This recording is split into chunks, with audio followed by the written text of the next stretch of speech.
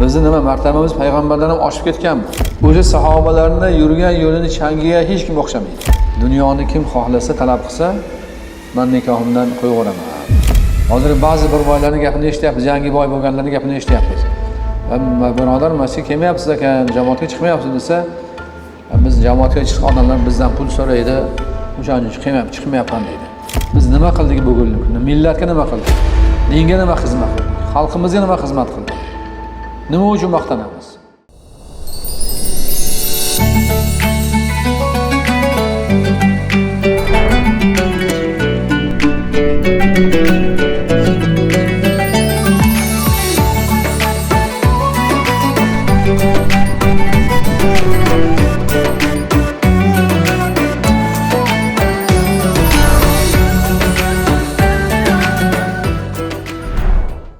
والصلاة والسلام على رسول الله أما بعد السلام عليكم ورحمة الله وبركاته محترم عزيز جماعة المسلمين أولا الله سبحانه وتعالى حمد سنالر وجناب پیغمبرimiz sallallohu alayhi vasallamga durud va salovatlar nozil bo'lsin. Kim mana bugunlik Sayyidul Ayyam kunlarning eng ulug' bo'limi juma kunida va hajjul masakin va miskinlarning hajji bo'limi juma kunida Allohning baytiga uzoq yaqindan siz biz Allohning bir ibodatini ado qilamiz deb qadam ranjida qilgan ekanmiz. Avvalo Parvardigordan so'raymiz, duo qilamizki, har birlarimizni bosgan qadamlarimizga ajr azimlar va har bir qadamimizning evaziga Alloh subhanahu va taolo gunohlarimizni mag'firat aylagan bo'lsin. Va bugunlik soatlarda siz bizlarni Parvardigor tomoniga qilayotgan duolarimizni, iltijolarimizni Alloh o'z dargohida qabul va ijobat aylagan bo'lsin. Albatta azizlar, bugungi kunimiz, ya'ni hijriy hisob bilan 1446-yil, ya'ni 18-Zulqa'da oyida turibmiz. Milodiy hisob bilan 2025-yil 16-may kuni turibmiz. Ya'ni bu deganimiz kunlarimiz, vaqtlarimiz, oylarimiz, yillarimiz shunaqangi o'tib ketaveradi. Lekin oxiratimizga biron bir narsa olib ketyapmizmi yo'qmi? Dunyoviy ishlarimizga ham manfaatli ishlarni qilyapmizmi yoki vaqtimizni behudaga sarf qilyapmizmi? Albatta mana shu vaqtda ham qadriga yeta olishligimiz, uni evaziga Parvardigor juda ko'p shukr qilishligimiz albatta lozim nobud ekan. Ya'ni bugungi jumadagi suhbatimizni O'zbekiston Musulmonlar idorasi Fatvo markazi tomonidan belgilangan, muftiy hazratlar tomonidan tasdiqlangan, ya'ni kamtarga kamol, manmanga zavol degan mazmundagi, ya'ni suhbatlar olib borishlik. Ya'ni ma'lumki, insonning xulqi qancha go'zal bo'lsa, uning Alloh subhanahu va taolo va insonlar oldida ham obro'si va martabasi ham shunchalik baland bo'laveradi. Chunki inson o'zini tuzilishi bilan emas, balkim ichki odobi axloqi bilan haqiqiy inson bo'la oladi.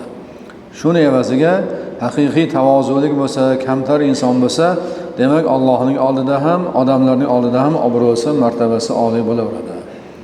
Bugungi ma'ruzamizda inson zotining yetuk martaba va maqomga erishishga sabab bo'ladigan va payg'ambarlar va solih zotlarning xulqlaridan biri bo'lgan kamtarlik va tavozuli bo'lishlik fazilati hamda manmanlikning yomonligi haqida imkon boricha Alloh muyassar qilgancha, ya'ni suhbatlashishga harakat qilamiz.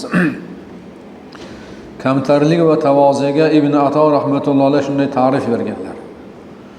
Ya'ni at-tavodu qabulul haqqi min kulli man qalahu. Tavozu degan gap nima u deyilsa, ya'ni to'g'ri so'z va fikrni kim aytishidan qat'iy nazar uni qabul qilishdir. Ya'ni bir inson haqiqatni gapirdi. Ko'rinishi sal boshqacharoq, yo sizdan ko'ra martabasi pastroq, yo sizdan ko'ra yoshi kichikroq, lekin haqiqatni gapirdimi, tavozulik odam uni qabul qiladi. Haqiqatni gapirgandan keyin qabul qilishlik u tavozulik deyiladi. Manmanlik va kibrning eng asosiy alomatlariga payg'ambarimiz sollallohu alayhi vasallam shunday ta'rif berganlarki, al-kibru batarul haqqi va ghamtun nasi. Kibr haqiqatni tan olmaslik va odamlarni mensimaslikdir. Tavozulikning aksi bo'limi bu kibr degani haqiqatni tan olmaslik va odamlarni mensimaslik. Shu o'zi kibrlikka o'zi kifoya qila oladi. Ushbu hadisni Imom Muslim rivoyat qilganlar. Demak, kamtar insonning tabiati shunday bo'ladiki, to'g'ri gapni garchi yosh bola ham yoki martabasi past kishi ham aytsa, uni qabul qiladi va uni kim aytayotganiga emas, balki aytilayotgan fikrga e'tibor qiladi. O'shaning uchun bir hikmatli so'z bor: "Al-hikmatu dallatul mu'mini haythu wajadaha akhadaha." Hikmatli gaplar, hikmatli so'zlar, hikmatli ishlar mo'minning yo'qotgan narsasi u. Uni qayerda topsa, uni olib oladi. Haqiqiy mo'min kishi bo'lsa, albatta o'sha yo'qotgan narsa, shu hikmatni albatta uni olib oladi. Uni falonchi aytdi menga keragi yo'q, pismadonchi aytdi menga u narsa kerak emas demaydi. Balkim hikmatli so'zmi, ibratli so'zmi albatta oladi. Manmanlik va kibrli kishi esa to'g'riga va haqiqatni qabul qilmaydi va uni tan olgisi kelmaydi. Hasan Basri rahmatullohi alayhi esa kamtarlik va tavozuga qo'yidagicha ta'rif berganlar. At-tavadu'u an takhruja min manzilika fala talqa musliman illa ra'ayta lahu alayka fadlan.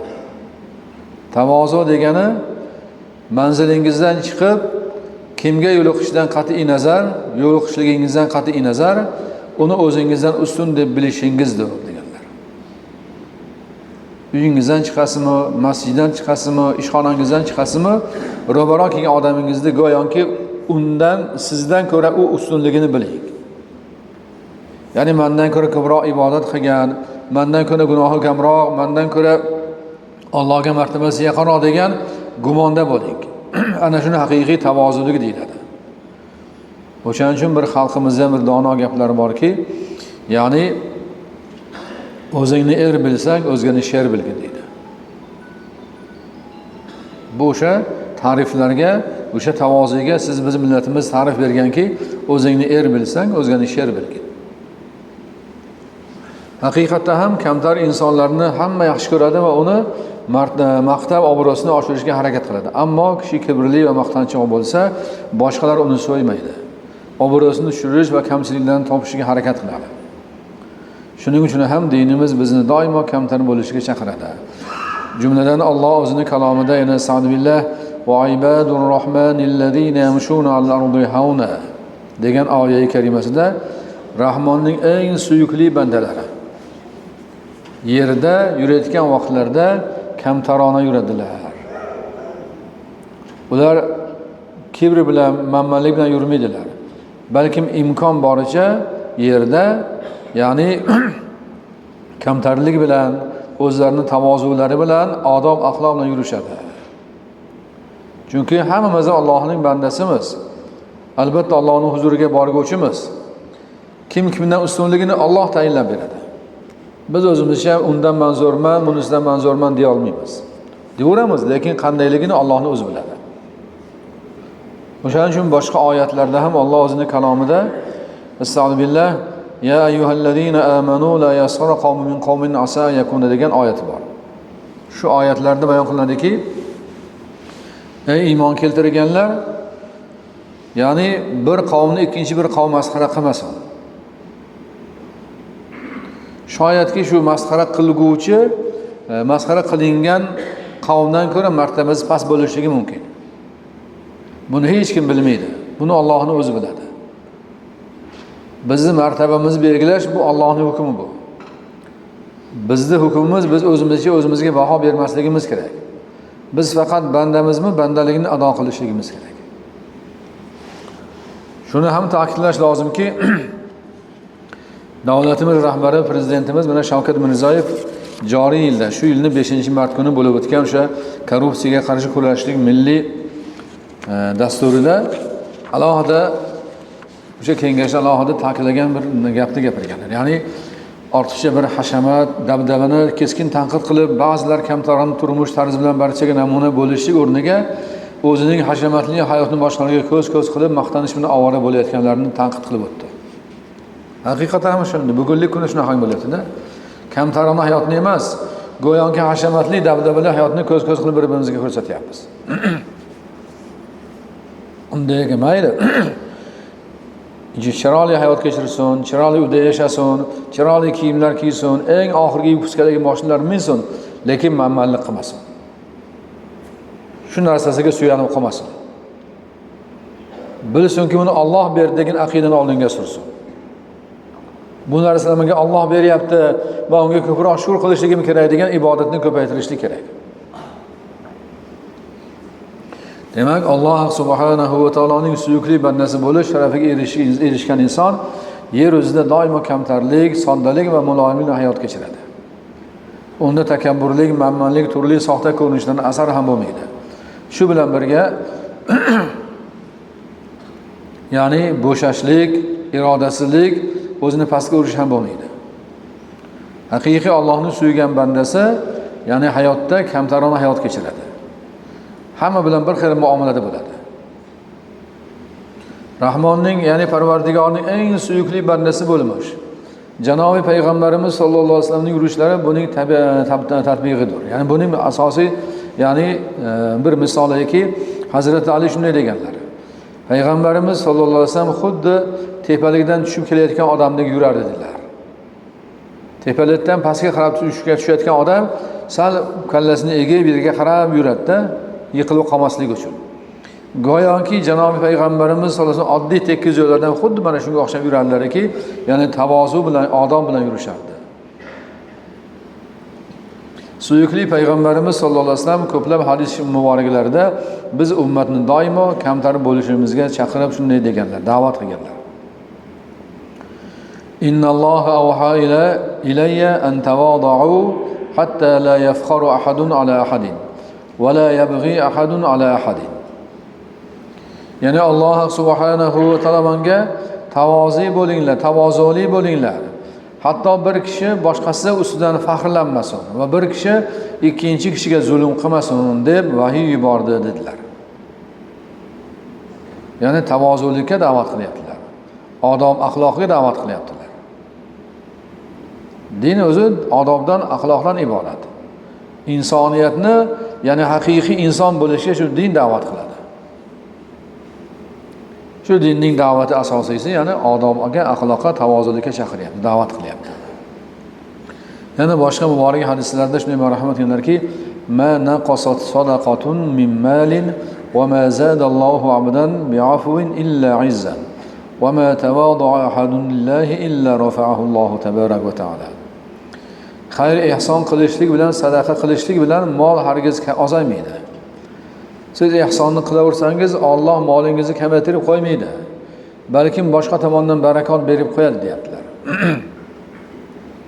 Kechirimlilik tufayli Alloh taolo faqatgina bandaning azizligini ziyoda qiladi. Rasululloh sallallohu alayhi vasallam yosh bolalarning yonidan o'tsalar, albatta ularga salom berar edilar.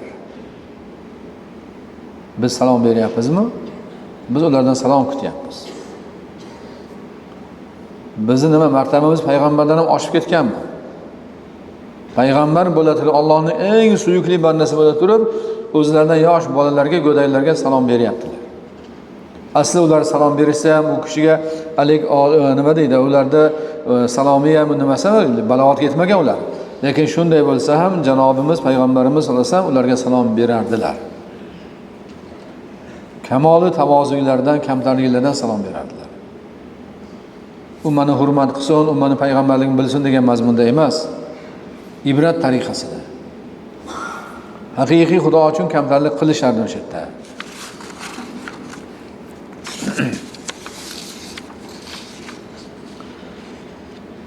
Ushbu hadisning sharhida tobiinlardan Sobit Bunoniy rahmatullohi alayhi aytgan ekanlarki, Anas ibn Malik ham qachon yosh bolalarni oldidan o'tsalar, payg'ambarimiz sollallohu alayhi vasallam qilgan ishni men ham qilay degan maqsadda doimo yosh bolalarga salom berib o'tar edilar. Mana sahobalar o'sha payg'ambarlarga ergashganlar. Biz ergasha olyapmizmi? O'shaning uchun bir gap bor. Payg'ambarlarning maqomiga hech kim yeta olmaydi.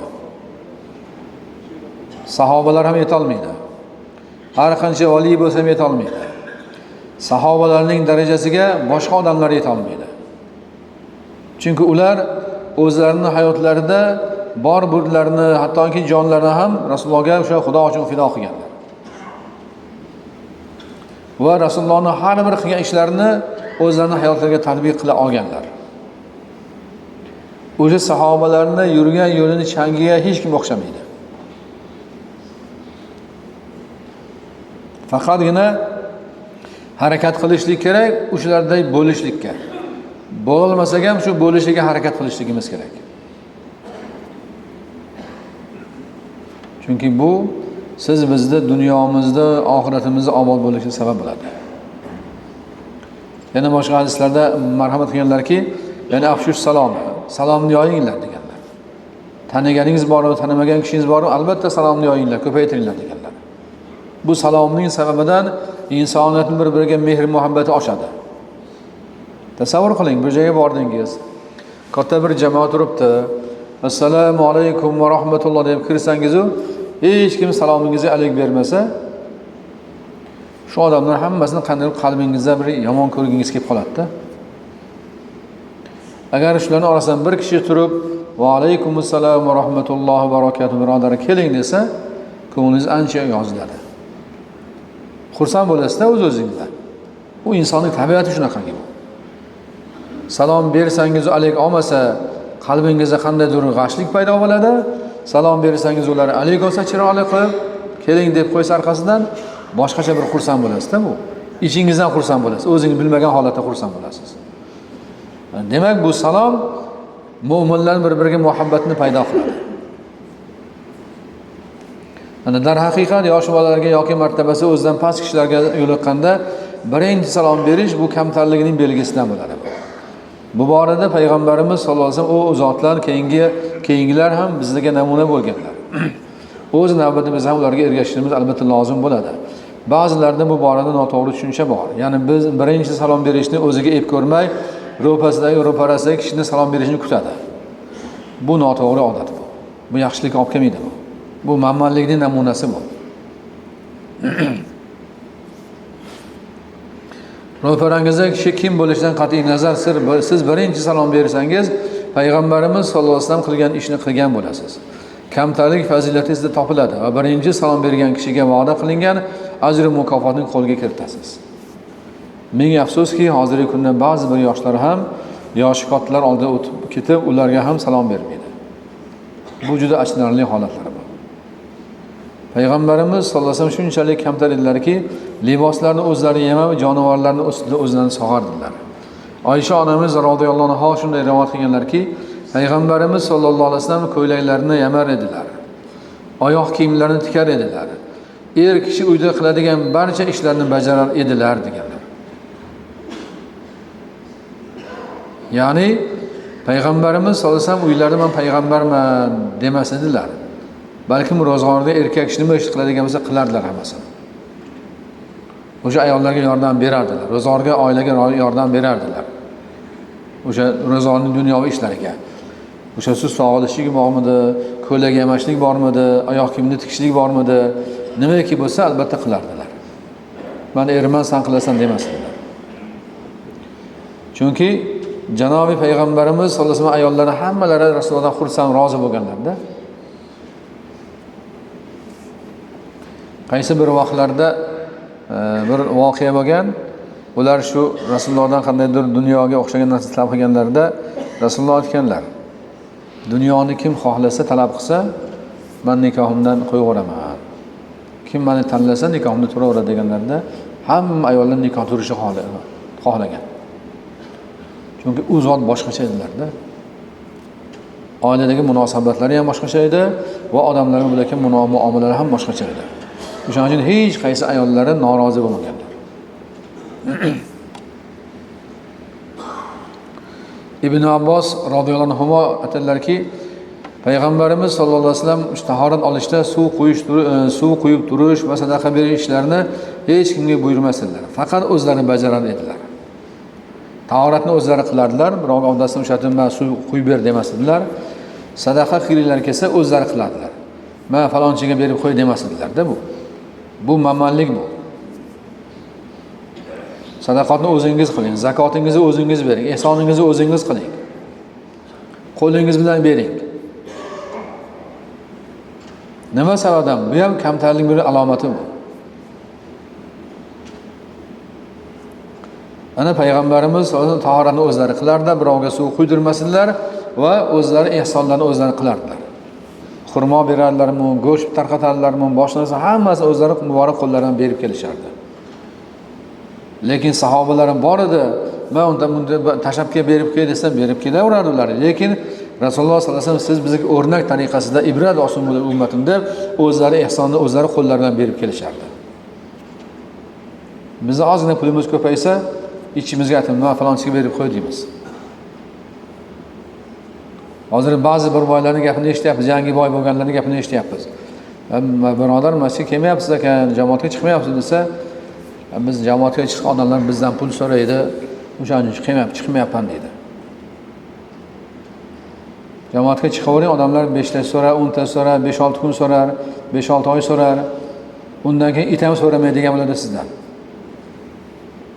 Bitta boylikda jamoatni tark qilishlik bu yaxshi odat emas bu. Tarki sunnat qilishlik, boyligi uchun tarki sunnat qilishlik bu o'ta ketgan manmanlik bu. O'ta ketgan maqtanchollik bu. O'zini topgan puliga g'ururlanishlik bu. Pulingizni olib qo'yaman desa, Alloh bir sonida olib qo'yadi.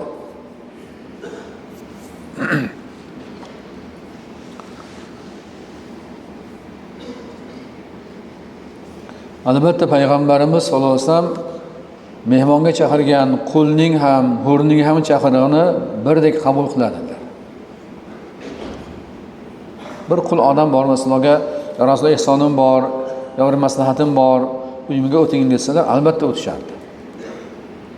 Boy kelib aytsa ham o'tishardi. Bir-biridan farq qilishmasdi. Ikkalasining da'vatini bir xil qabul qilishardi.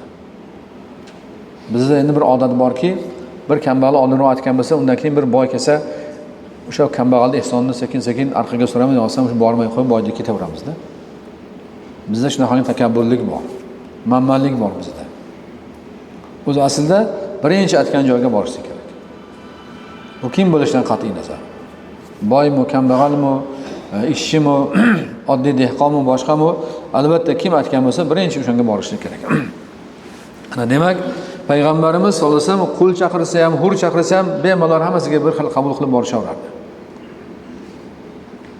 Hattoki ko'chalarda qullar ovqatlanib turishardi. Ularda uylari yo'q bo'lardi ko'proq.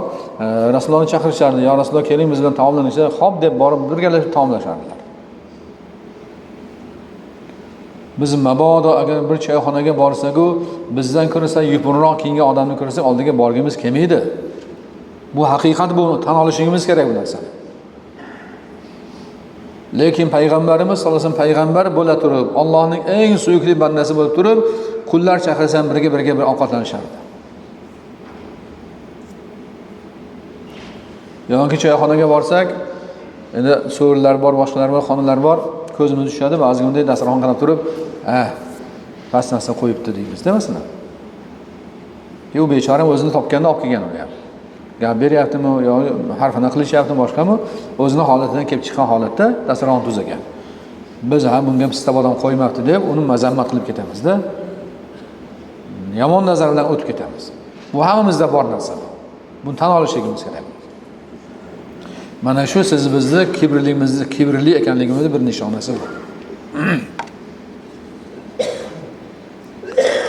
Uzot kambag'allar bilan birga ham majlis qurardilar va miskinlar bilan birga taomlanardilar. Ya'ni payg'ambarimiz sollallohu alayhi vasallam miskinlar, kambag'allar bilan majlisda birga o'tirishaverardi, miskinlar bilan birga taomlanishardi, ovqatlanishardi. Hech qanaqangi "Sen unaqasan, sen bunaqasan" deyishmas edi. Demak, o'rni kelganda uydagi ahli ayollarimizga uy ishlarida yordam berishligimiz va boy kambag'alni ajratmasdan odamlar bilan bir xil muomala va munosabatda bo'lishligimiz ayni payg'ambarimiz sollallohu alayhi vasallamning qilgan amallari va u kishidagi bor kamtarlikni siz bizda ham bo'lishlik albatta lozim bo'ladi. U zotda shuni xislat bormidi? Demak, bizda ham bo'lishi kerak. Tavozulik va kamtarlik sifati bizda topilishi uchun aslo maqtanchollik qilmasligimiz kerak. Hammamizga tanish bo'lgan zot to'rt mazhabidan birining asosiy bo'lgan Ahmad ibn Hanbal rahmatullohi alayhi haqlarida muhaddislar ustozi bo'lmish Yahyo ibn Ma'in rahmatullohi alayhi shunday deganlar. Sahibnahu 50 sanatan famaftakhara alayna bi shay'in mimma kana fihi min as-salahi wal khayri. Bu kishi aytayaptilar, men Ahmad ibn Hanbal bilan 50 yil birga yurdim deyaptilar. Lekin biror marta o'zlaridagi salohiyat va ilm ma'rifat bilan maqtanganlarini ko'rmadim men deyaptilar. 50 yil birga yurgan odam shunday zotni maqtayaptiki, shu Ahmad ibn Hanbal haqiqiy muhaddis bo'lganlar, mufassir bo'lganlar, ahli nima deydi, ahli so'filar bo'lganlar, hamma tomonlama mukammal bo'lganlar, lekin biron marta shulardan maqtanmaganlar, faxrlanmaganlar. Biz agar bir Qur'onni chiroyli o'qisak maqtanib ketamiz. Men bundayman, men zo'r o'qiyman deymizda masalan. Yo bir ishni bunday qilib qo'ysak, men zo'rman, mendan boshqa ismi ishni qila olmaydi deymizda. Maqtanishga o'tib ketamiz. Lekin Ahmad ibn Hanbal rahmatullohi alayh bir mazhabning boshlig'i 50 yil birga yurgan odamga biron marta bir maqtanmagan ekanlarki, menda shu xususiyat bor deb. Biz endi ozgina gapirib qo'ysak, ha biz mana bugun jumada zo'r gapirdik deb maqtab qo'yamiz o'zimiz. U zot shuni demagan ekanlar-da. Mana shu gap hammamizga bir dars bo'lishi kerak. O'z davrida minglab shogirdlarga dars berib, juda katta xizmatlar qilgan zot o'zlarini maqtamagan bo'lsalar, siz biz nima qildikki o'zimizni maqtaymiz? Biz nima qildik bugungi kunda? Millatga nima qildik? Dinga nima xizmat qildik? Xalqimizga nima xizmat qildik? Nima uchun maqtanamiz? Maqtaydigan ishimiz bormi o'zi? Maqtovga layoqatli bo'lgan, sazovor bo'lgan ishlarimiz bormi o'zi? Lekin afsuski, hozirgi kunda arzimagan bir ishni qilib, uni hammaga e'lon qilib maqtanib, manmanlik qiladiganlar juda ko'p. Ehson qilsa ham tezda YouTube'ga olib chiqarib yuboradi. Internetga butun dunyoni ko'rsin deydi. Vaholanki mashhur sahobiy Umar ibn al-Xattob radhiyallohu anhu shunday deganlar: "Innar rajula idza tawada'a rafa'ahu Allohu hikmata." Agar kishi kamtar bo'lsa, Alloh uning hikmatini, ya'ni obro'sini ko'taradi. Biz bugungi kunda shu kamtar degan narsani esimizdan chiqarib qo'yganmiz. Faqat manmanlik, o'zim bo'lay, manzurman, hammadan manzurman degan aqidaga biz botib ketganmiz. Demak, biz maqtanmasak ham Alloh taolo qilayotgan amalimizni ko'rib, bilib turadi. O'zi obro'yimizni bu dunyoda ham oxiratda ham ko'tarib qo'yadi. Buyuk sahobiylardan bo'lmoq Abdulloh ibn Mas'ud radhiyallohu anhu shunday deganlar: "Man tawada'a lillahi takhashshu'an rafa'ahu Allohu yawmal qiyamah va man tatawala ta'azzuman wada'ahu Allohu yawmal qiyamah." Kim Alloh uchun kamtar bo'lsa, tavozulik bo'lsa, Alloh taolo uni qiyomatdagi martabasini ham ko'tarib qo'yadi dedilar. Kim kibr qilib maqtanchoqlik qilsa, Alloh taolo uni qiyomat kuni obro'sini tushirib qo'yadi. Kamtarlikning ziddi bo'lgan kibr qilish biz bandalarga aslo yarashmaydi. Biz bandamiz, bizning qo'limizdan hech narsa kelmaydi. Chunki kibr qilish faqat Alloh taologa xos fe'l bu. U haqiqiy arziydigan zot. Kibrlanishiga, maqtanchoqlikka layoqatli zot u. Zero payg'ambarimiz sollallohu alayhi vasallam marhamat qildilarki, qolallohu azza va jalla al-kibriya'u ridai wal 'azamatu izari faman naza'ani wahidan minhuma fadaqtuhu fin-nari. Alloh taolo aytadi, o'sha hadis qudusda bayon qilinganki, kibr qilishlik bu mening kiyimim bu. Va buyuklik ham bu mening kiyimim bu. Kimki uni mendan tortib olaman desa, men uni do'zaxga tashlayman dedi. Kibr haqiqiy Allohga yarashadi. Chunki butun dunyoni yaratgan. Shunaqangi yaratganiki, biron bir kamchiliksiz yaratgan. Quyoshning chiqishligi, botishligi, oyning chiqishligi, botishligi, kunlarning o'tishligi, kechalar kelishligi, kunduzi chiqishligi bo'lishligi hammasi tartib bilan bo'lganki, biron bir kamchiligi yo'q. Yerning aylanishi deysizmi, yulduzlarning chiqishi deymizmi, boshqasi deymizmi, hammasi falakiyodagi har bir narsa o'z o'rnida bekamikos yaratilgan. Bu zot endi maqtansa bo'ladi bu. Haqiqiy kibrga shu zot loyiq o'zi. Biz nima qilibmiz biz? Uy qursak ham yo qiyshiq quramiz, yo bitta muhandis olib kelamiz. O'zimiz uy qura olmaymiz. Demak, mana shunday ekan, bizni qo'limizdan hech narsa kelmas ekanmi, manmanligini keragi yo'q ekan. Faqat tavozuli bo'lishimiz, odamli, axloqli bo'lishimiz kerak ekan. Shu bois ham kishi kiygan kiyimida bo'ladimi, mingan markabida bo'ladimi, qurgan uyda bo'ladimi, faxrlanmasligi, o'zini boshqalardan ustun qo'ymasligi. To'g'ri, chiroyli kiyinishlik mumkin, chiroyli jihoz va hokazolardan foydalanishlik mumkin, hashamatli uy qurishligi ham mumkin, unda yashashligi ham mumkin. Faqat o'zgalardan ajralib turishligi, ulardan ustunlikni namoyish qilishlik va faxrlanishlik uchun emas, balki shunchaki bu ne'matlardan foydalanishlik lozim. Shuni evaziga Parvardigorga shukr qilishlik va bo'lishlik kerak. Masalan, boymi? Mayli, imoratni chiroyli qursin, dabdabali qursin, mashinani eng oxirgi viputkasini olsin masalan, lekin shunga maqtanib qolmasin. Faxrlanib, g'ururlanib qolmasin. Manda shuncha uyim bor, mebellar dunyoning uch chekkasidan kelgan, Amerikadan kelgan, Italiyadan kelgan demasin. Olib kelaversin, dunyoning uch chekkasidan olib kelaversin, lekin shunga faxrlanib qolmasin. Topgan dunyosiga berilib ketmasin. Topsin, harakatini qilsin, Xudo barakasini beraversin, lekin shunga suyanib qolmasin. Bu ishlarning omadini Allohning o'zi berayotganligini esidan chiqarmasin. Va yaratgan zotni esidan chiqarib, unga ibodatdan uzoqlashib ketmasin.